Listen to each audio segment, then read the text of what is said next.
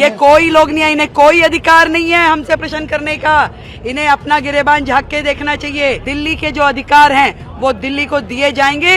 कृपया अपना ध्यान रखें, अपनी पार्टी का ध्यान रखें। उसमें बहुत टूट फूट हो रही है, न जाने कितने लोग खिसकने के लिए तैयार हैं। पहले दिन ही हम यमुना माई के घाट पे जा करके यदि प्रण को अपने याद कर रहे हैं तो उन्हें क्या तकलीफ है भाई। इनको डर इस बात का है कि जब पहली सदन में, पहले हाउस में कैग की रिपोर्ट रखी जाएगी तो न जाने कितनों के चिट्ठे निकल के। दिल्ली की कमान संभालने के बाद मुख्यमंत्री रेखा गुप्ता और उनके मंत्री आज लगातार दूसरे दिन फुल एक्शन मोड में दिखाई दे रहे हैं। आज मुख्यमंत्री रेखा गुप्ता ने प्रधानमंत्री नरेंद्र मोदी के साथ मुलाकात की है। ये मुलाकात प्रधानमंत्री आवास पर हुई है। इसी के साथ ही मुख्यमंत्री रेखा गुप्ता ने महिला सम्मान योजना को लेकर के एक अहम बैठक बुलाई है। तो वही बात अगर दूसरी ओर हम दिल्ली विधानसभा सेशन को लेकर के करें तो आपको बता दें कि 24 फरवरी से इसका सेशन शुरू हो जाएगा और पहले ही सत्र में बताया जा रहा है कि कैग की रिपोर्ट पेश की जाएगी। इसके अलावा बीजेपी के विधायक अरविंदर सिंह लवली को प्रोटेम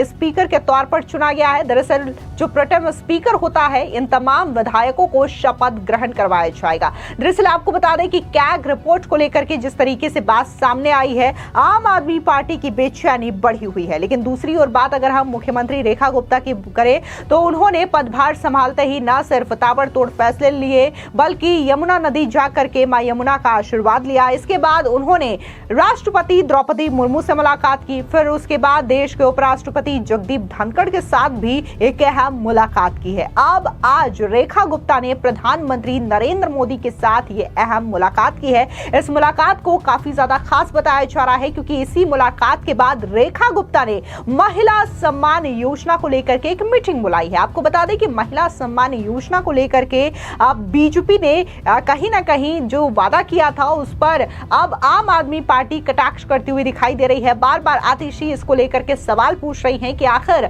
आप कब महिला सम्मान योजना के तहत जो 2500 देने का वादा किया था उसे पूरा करेंगे। हालांकि रेखा गुप्ता ने इस पर करारा पलटवार करते हुए ये कहा कि हमें ना सिखाएं कि हमें कब कौन सी चीजें करनी चाहिए, कौन से एजेंडे पर काम करना चाहिए। हमारा जो काम है हम वो कर रहे हैं।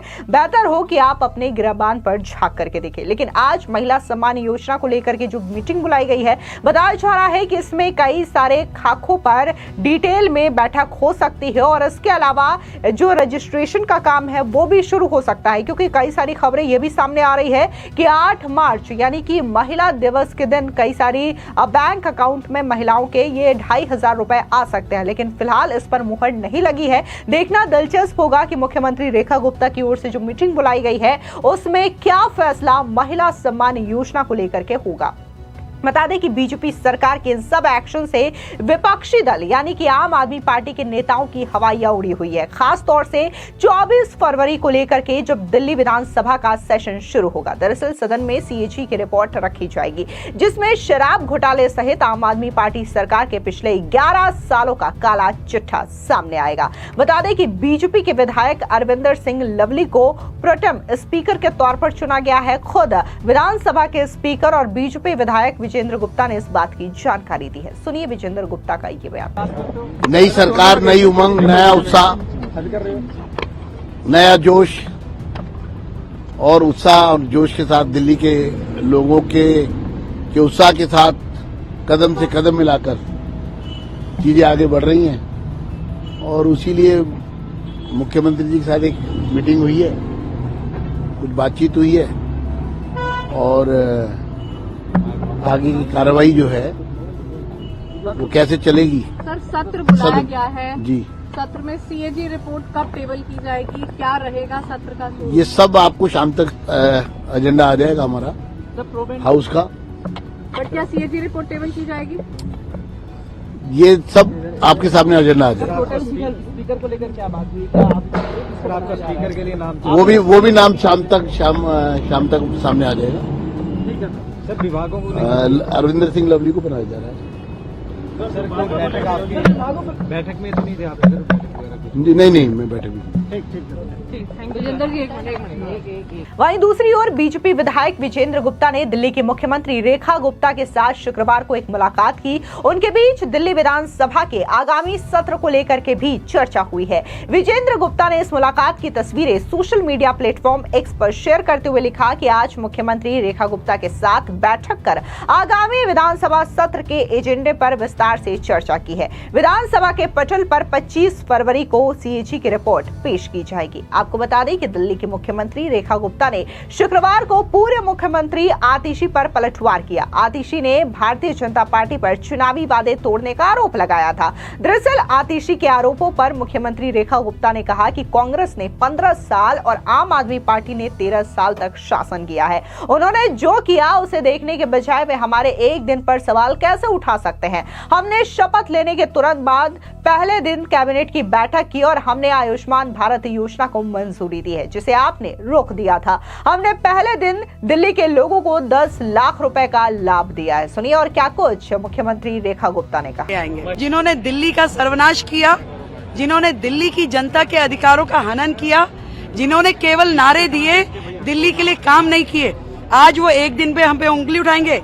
ये हम हैं जिन्होंने पहली दिन शपथ लेते ही कैबिनेट की मीटिंग करी और उस कैबिनेट की मीटिंग में आयुष्मान योजना, जो कि आम आदमी पार्टी की सरकार ने रोक रखी थी, लाखों लोगों के अधिकारों का हनन किया हुआ था, 10 लाख रुपए का लाभ सीधा सीधा हमने आयुष्मान को दिल्ली को पहली कैबिनेट की मीटिंग पहले दिन शपथ लेते ही दिया है। ये कोई लोग नहीं है, इन्हें कोई अधिकार नहीं है हमसे प्रश्न करने का। इन्हें अपना गिरेबान झांक के देखना चाहिए। दिल्ली की चिंता अब हम करेंगे। मोदी जी के नेतृत्व में दिल्ली के जो अधिकार हैं वो दिल्ली को दिए जाएंगे। कृपया अपना ध्यान रखें, अपनी पार्टी का ध्यान रखें। उसमें बहुत टूट फूट हो रही है, न जाने कितने लोग खिसकने के लिए तैयार हैं। कांग्रेस पार्टी ने बोला है ये सिर्फ फोटो ऑप है, सिर्फ फोटो वीडियो मीडिया के लिए किया जा रहा है। अरे मैं फिर वही कहूंगी, 15 साल उन्होंने कर लिया, 13 साल उन्होंने कर लिया, हमें क्या? हम अपना एक दिन में जाकर के, उन्हें तकलीफ इसी बात की है कि अरे इन्हें तो अपने सारे कमिटमेंट्स याद हैं। पहले दिन ही हम यमुना माई के घाट पे जाकर के यदि प्रण को अपने याद कर रहे हैं तो उन्हें क्या तकलीफ है भाई? हमने अपनी कमिटमेंट्स बार बार दोहरा रहे हैं, मन में दोहरा रहे हैं, कैबिनेट में कर रहे हैं, सारी चीजों पे एक भी कमिटमेंट हमारी अधूरी नहीं रहेगी। 100% दिल्ली के जनता के लिए हमने जो कहा है वो हम करेंगे। बहुत बहुत धन्यवाद। मैम, कांग्रेस पार्टी ने बोला है कि सिक्योरिटी आपने जेड कैटेगरी ले ली है, लेकिन दिल्ली की महिलाओं को सुरक्षा कब मिलेगी? देखिए, ये वो लोग हैं जिन्होंने सालों राज किया, जिनके कार्यकाल में न जाने भ्रष्टाचार के कितने ही मुद्दे हुए।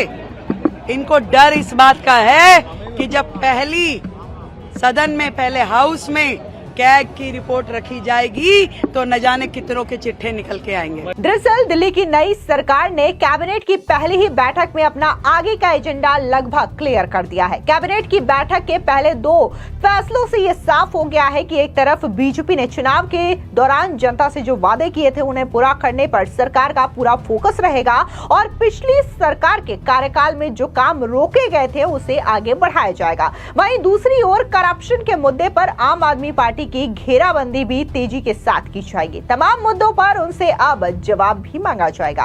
कैबिनेट की पहली बैठक में सरकार ने एक तरफ आयुष्मान योजना को दिल्ली में लागू करने का फैसला लिया, तो वहीं दूसरी ओर कैग की पेंडिंग पड़ी 14 रिपोर्ट्स को भी विधानसभा की पहली बैठक में ही पेश करने की बात कही गई है। मुख्यमंत्री रेखा गुप्ता ने आयुष्मान योजना को दिल्ली में लागू न किए जाने के मुद्दे पर भी आम आदमी पार्टी की पिछली सरकार को जमकर आड़े हाथों लेते हुए कहा कि हमने इस योजना को लागू किया है। दरअसल आपको बता दें कि बकायदा कोर्ट में भी यह मामला गया था और इसकी प्रोसीडिंग भी शुरू कर दी थी ताकि किसी भी प्रकार की अड़चन ना आए और आयुष्मान योजना को दिल्ली में लागू कर दिया जाए। जिसके बाद चुनाव आ गए थे, लेकिन अब बीजेपी की सरकार का गठन हो गया है तो दिल्ली की जनता को आयुष्मान योजना के तहत लाभ मिलेंगे। तो वहीं दूसरी ओर जितने भी करप्शन हुए हैं, फिर चाहे वो डीटीसी बस घोटाला का करप्शन हो या फिर मोहल्ला क्लिनिक का करप्शन हो, ये करप्शन भी अब खुलेगा क्योंकि इनकी फाइल्स खुलेगी। बकायदा हेल्थ मिनिस्टर ने जांच के आदेश भी दे दिए हैं।